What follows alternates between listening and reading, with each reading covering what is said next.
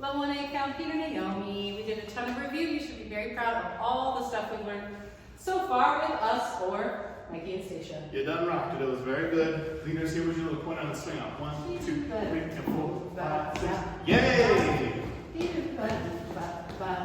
Yay! Put your right leg behind you. Not boo. That's a bummer. Boo. You're not ready for the next thing.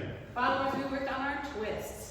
So that is right, left, we twist our knees. When we go right, we twist our knees. When we go left. And remember, they're not independent of each other. And we don't have one leg bent and one leg straight. They're both bent. We have a little bounce.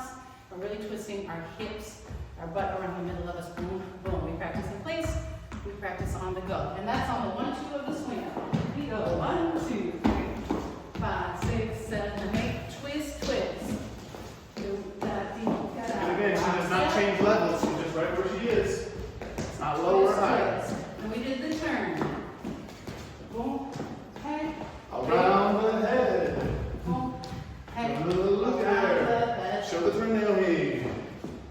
Half, triple set. Turn the top of your followers. Don't turn the bottom. That's it. We'll see how the tweets.